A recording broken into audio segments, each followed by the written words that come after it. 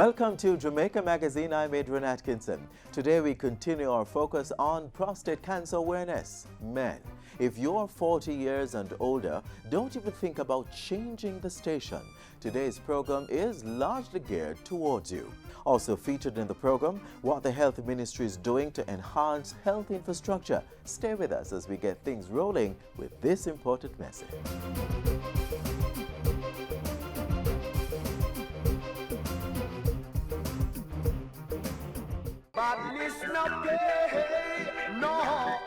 Spotting gangs in school is critical in dealing with cases of indiscipline. One of the main things that we're taught is looking for symbols.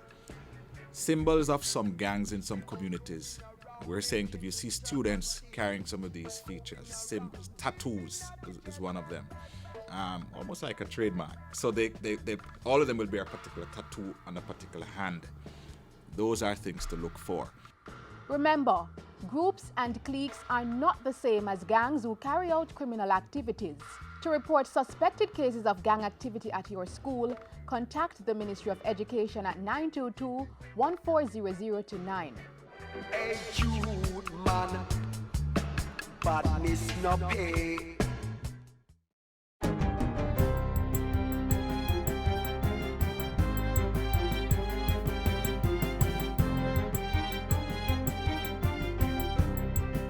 Good day, I'm Tamara McHale and this is your JIS News for Tuesday, September 29. The Health Ministry is closely monitoring cases of hand, foot and mouth disease. The cases have been detected in at least 3 schools in Kingston and St. Andrew and 6 schools in St. Catherine. Details from Andrea Chisholm. A release from the Southeast Regional Health Authority says the health departments in the affected parishes are working closely with schools to minimize the spread of the hand, foot and mouth disease. Schools have also received guidelines on how to manage the disease, and public health inspectors have been deployed to assess the situation. Hand, foot and mouth disease is a viral illness common in infants and children. Symptoms include fever, blisters in the mouth and on the skin, poor appetite and sore throat. If a child displays any of these symptoms, parents are urged to keep them at home for at least 7 days, and schools are to pass on the information to the health department in their parish. Hand, foot and mouth disease can be spread through direct contact with mucus from the throat and nose, saliva, fluid from blisters, and the stool of infected persons. There is no vaccine to protect against it. Persons can, however, lower their risk of being infected by washing hands regularly with soap and water, especially after changing diapers and using the toilet. Frequently touched surfaces like door handles and soiled items like toys should be disinfected regularly. If one is infected with hand, foot and mouth disease, they should avoid close contact activities such as kissing, hugging, or sharing eating utensils or cups. Those infected should also drink plenty fluid to prevent dehydration. For JIS News, I'm Andrea Chisholm. Meanwhile, the Health Ministry and its partners are investigating a case of a potential mosquito-borne viral illness. In a statement Monday, Chief Medical Officer Dr. Marion Bullock-DeCass said a sample was taken from an individual and sent to the Caribbean Public Health Agency CARPA for confirmation. The sample will be tested for dengue, chikungunya and the Zika virus. Results should be available by Friday. Dr. Bullock-DeCass also indicated that the Health Ministry was taking the precaution to rule out the Zika virus in particular, which has been identified in Brazil but not in Jamaica.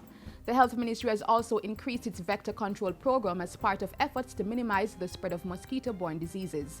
Persons are reminded to destroy all mosquito breeding sites and protect themselves from mosquito bites. British Prime Minister David Cameron is scheduled to address a joint sitting of the Jamaican Parliament on Wednesday morning. Mr. Cameron, who is on an official visit to Jamaica until Wednesday, will also be involved in several activities, including bilateral discussions with Prime Minister Portia Simpson-Miller. He will also participate in a floral tribute in honor of soldiers who fought in World Wars I and II, and a reception with the government, business community, and civil society. In the meantime, Prime Minister of Japan, His Excellency Shinzo Abe, will also make an official visit to Jamaica this week. Mr. Abe is scheduled to arrive in Jamaica on Wednesday and will leave on Thursday. The Japanese Prime Minister will also participate in a floral tribute to World War veterans, hold bilateral discussions with Mrs. Simpson-Miller, visit a cultural site, and participate in a reception. And Her Royal Highness Princess Anne is also scheduled to arrive in Jamaica on Wednesday. Princess Anne will be in Jamaica mainly to participate in the Caribbean-Canada Emerging Leaders Dialogue CCELD, which provides an avenue for emerging leaders to develop their skill set. Her Royal Highness will also visit Up Park Camp and other locations in Kingston and St. Andrew. She's expected to leave Jamaica on Friday. In other news, young people are being urged to spread the message about climate change in their schools, homes, and communities. As young people, you are capable of participating in and changing the society in which you are all valued members. As such, you have an important role to play in addressing and affecting the issues of our world, including the factors that contribute to climate change. Minister Pickersgill was speaking last Friday at the second staging of the Youth Climate Change Conference. Approximately 1,000 students from schools across the island participated in the discussions. The outcome of those discussions will be added to the Climate Change Framework document for schools, which will be incorporated into the school curriculum. The Youth Climate Change Conference also provided an avenue to recognize schools that participated in climate change-related activities. Westwood High in Trelawney emerged as overall champions. And finally, Governor General Sir Patrick Allen is urging more Jamaicans to promote nation building by volunteering their time and service. Let us all, like our awardees, become volunteers, messengers of goodwill in our local communities and wherever we are in Jamaica to help us fix what is wrong with Jamaica by using what is right with Jamaica. Sir Patrick was speaking recently at the Governor General's Achievement Award ceremony. 11 residents from the county of Surrey were recognized for their contribution to youth development, education, and community. This year's award ceremony was held under the theme, Values Through Volunteerism, Impacting Communities, One Community at a Time. And that's it for JIS News Today. I'm Tamara McHale. Thanks for watching.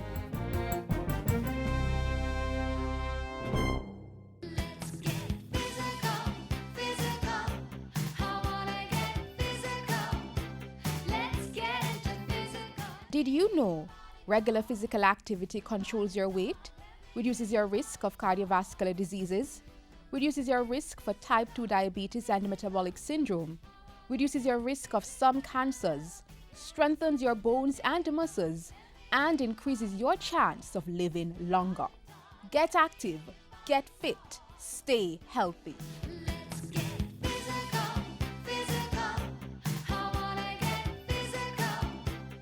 Are you a man who is 40 years or older? If the answer to that question is yes, then sit, please. Forget the myths. Forget what you've heard on the streets. Just watch and listen to the truth about prostate cancer. Remember, early detection is key.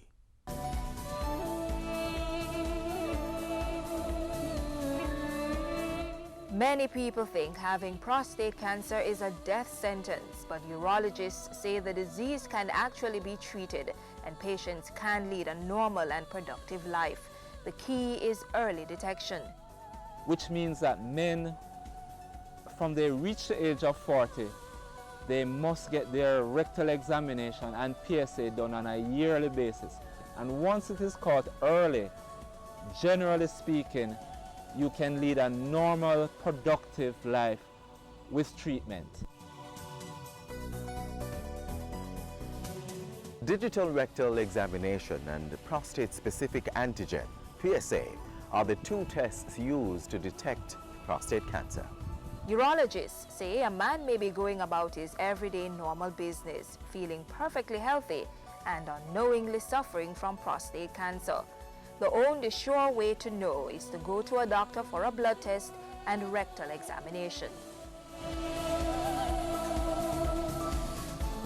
According to urologists, prostate cancer is the most common cancer affecting Jamaican men. It is also the most common cancer deaths among Jamaican men.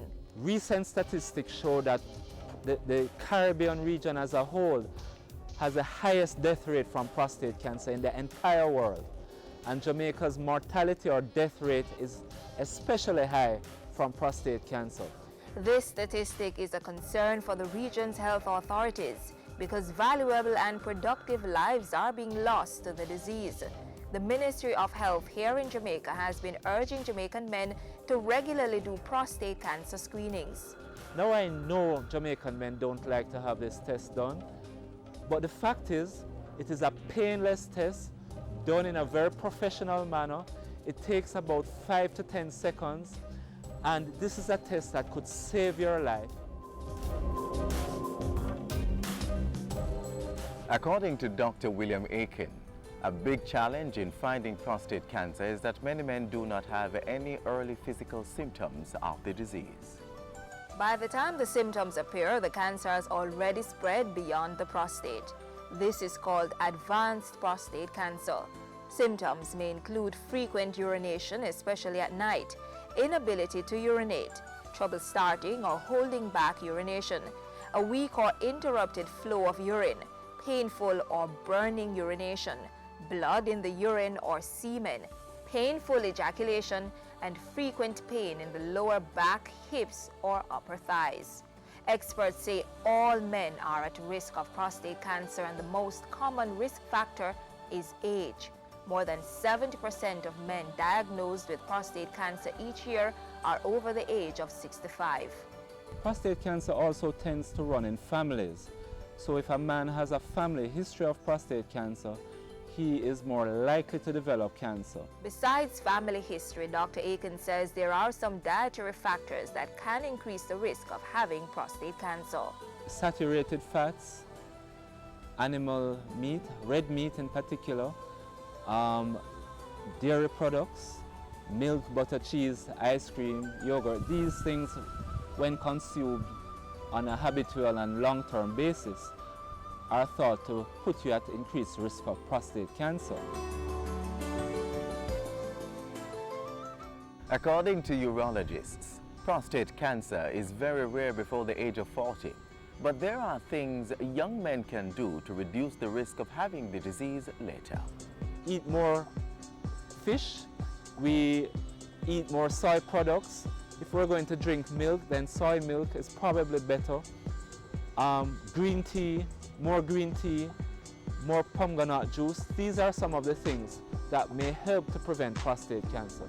Studies have also shown that physical activity can reduce the risk of prostate cancer. So I would recommend that a man does at least a half an hour's exercise for a minimum of 3 times a week. And by exercise, we mean aerobic activity. For now, no one knows the exact causes of prostate cancer, but what we do know is with healthy lifestyle practices and regular examination, we can reduce the risk of having the disease. So maintain a healthy lifestyle and do your digital rectal exam and PSA tests regularly. Because after all, prevention is better than cure.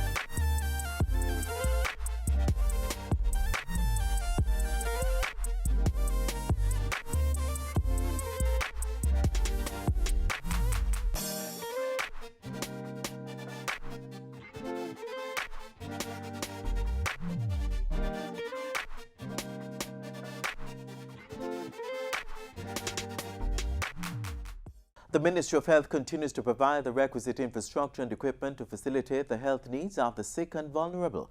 Among these are recent additions to tackle cancer.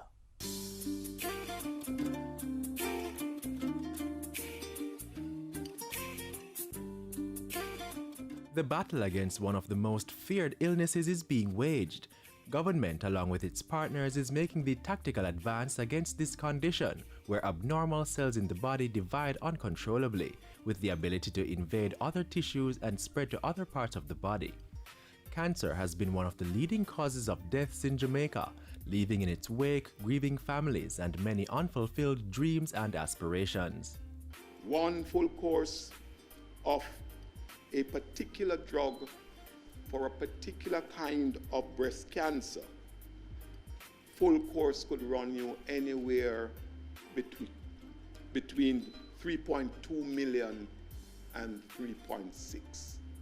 Each dose is somewhere over $200,000, and you require between 17 and 18 doses. So you see, ladies and gentlemen, that this is a prescription for poverty, and for many, family savings are wiped out by just one member having cancer.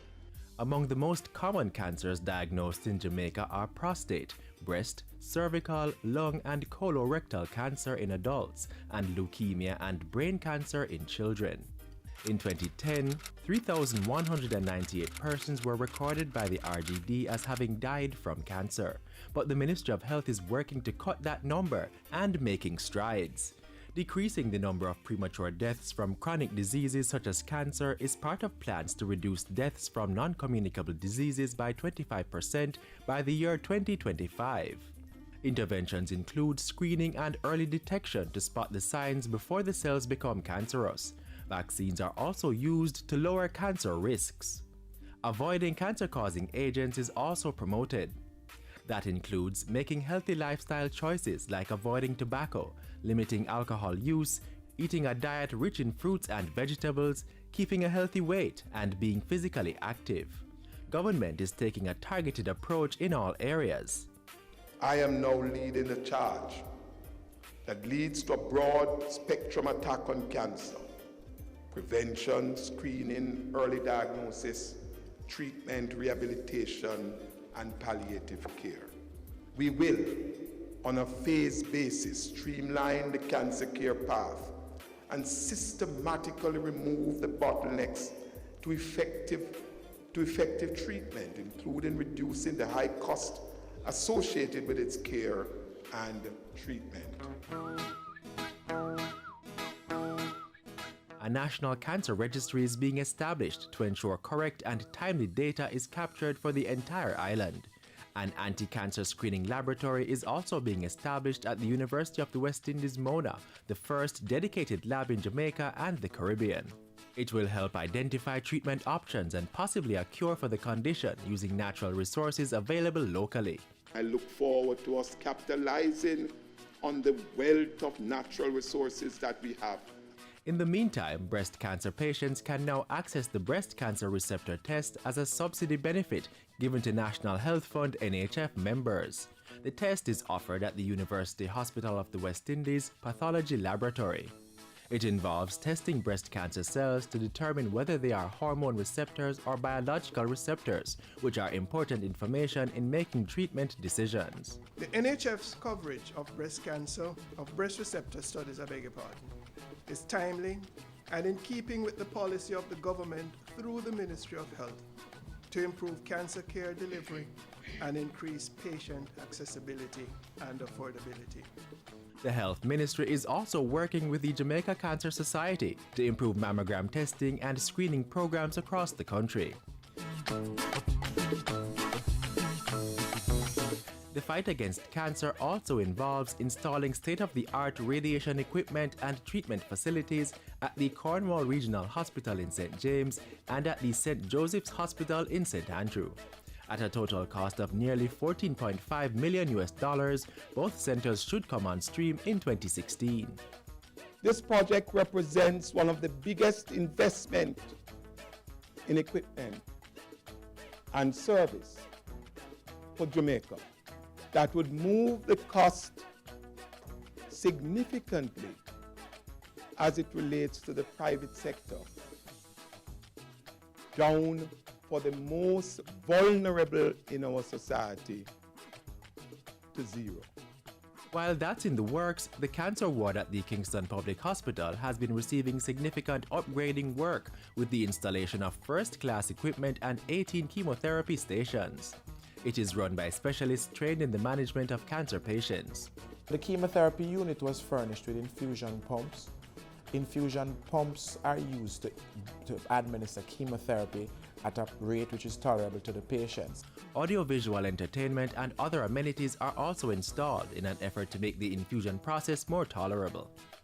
The improvements to the KPH Cancer Care Ward have reduced waiting time for chemotherapy and cancer surgeries and caused overall improvement in the quality of care. The feedback from the patients has been incredible. Where we are at now is that there are no significant delays, especially for cancer surgery, that you are seeing almost immediately or certainly within 2 weeks, and your surgery is scheduled within either the next available operating list or within a 2-week period. In late 2014, the country witnessed some landmark world-leading cancer surgical procedures. We had one recently which was first of its kind cancer surgery, and that went very, very, very well. And also recently we had another joint neurosurgical ENT procedure as well, which again was the first of its kind here in Jamaica. From screening to treatment, Jamaica is witnessing phenomenal advances in cancer care. With the expertise of world-class surgeons and other professionals, the Ministry of Health is improving the health outcomes of our people.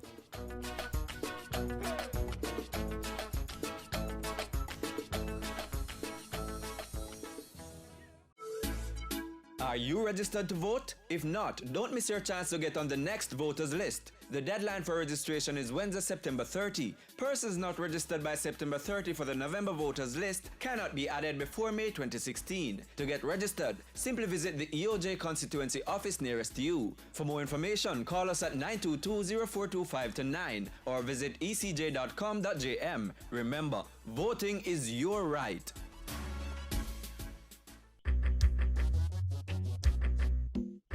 Nutritious food, succulent dishes, superior workmanship, and excellent service. Jamaica is on the go. Let's grow what we eat and eat what we grow. Let's harness the indomitable spirit of our most valued resource, our people. Let's support our local businesses. After all, buying Jamaican means building Jamaica. 1 billion tourists, 1 billion opportunities. That's the theme for Tourism Awareness Week, which began on Sunday and ends this Saturday. One of the emerging opportunities for branded Jamaican tourism is partnering with the sports sector to capitalize on the fact that Jamaica is seen by many as the sprint capital of the world and using this to achieve economic gains. Jamaica to the world.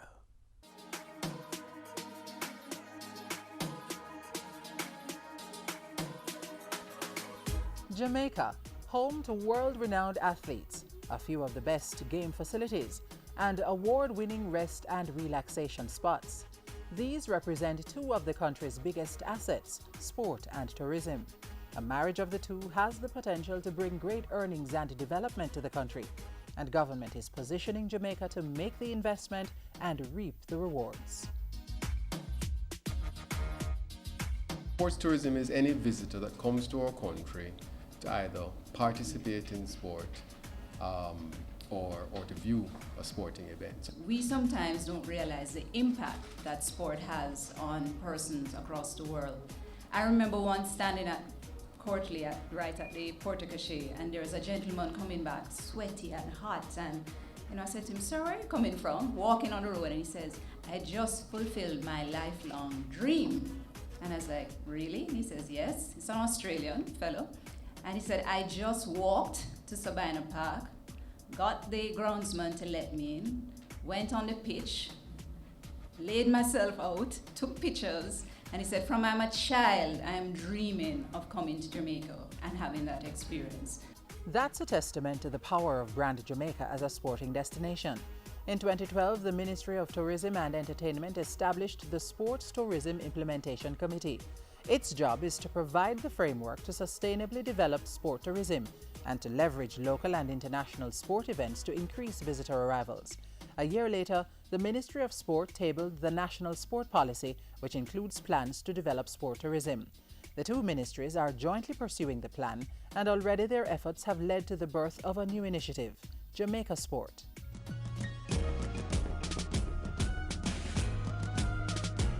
Jamaica Sport was officially launched in October 2014 to explore the commercial opportunities provided by sport tourism.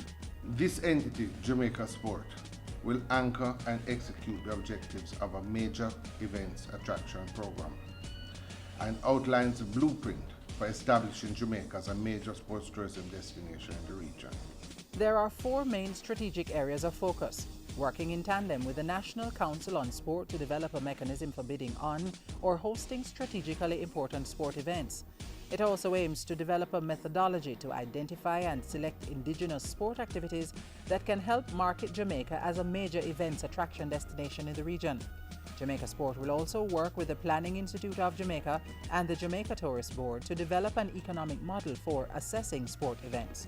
And a partnership will be pursued with InSport Jamaica to develop athletes and nurture world-class talent as part of an athlete ambassador type program.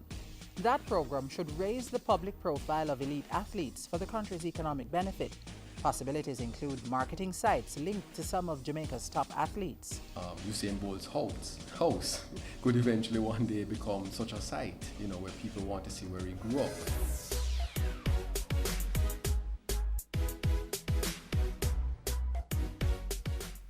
The potential for developing sport tourism as a viable market segment in Jamaica is tremendous. In 2013, 4,000 people visited the country, mainly for sport, and the belief is that the number could be significantly more, particularly as the country continues to bask in its dominance in track and field at successive Olympic Games and World Championships. For example, prior to the 2012 London Olympics, Jamaica experienced 4 consecutive years of negative growth in visitor arrivals from the United Kingdom.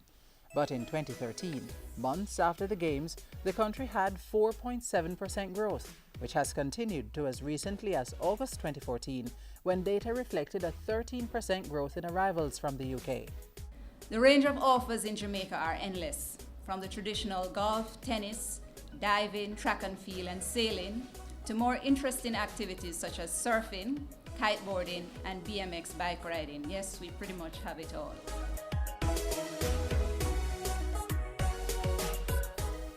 Jamaica Sport represents a mix of private and public sector stakeholders.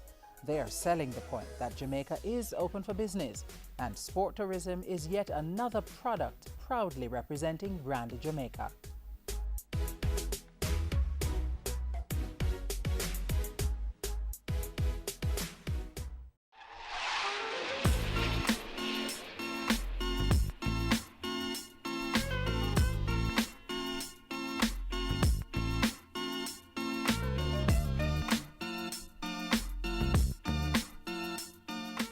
And that's a wrap. We invite you to support the Ministry of Tourism by joining the activities for Tourism Awareness Week. Click on visitjamaica.com/WTD for more information. Plus, our website, gis.gov.jm, has all the latest news on such activities and more. So, stay in the know. You may also hit us up on social media. If you have queries or want to share your views, send an email to jamaicamagazine@gis.gov.jm. I'm Adrian Atkinson. Thank you for watching.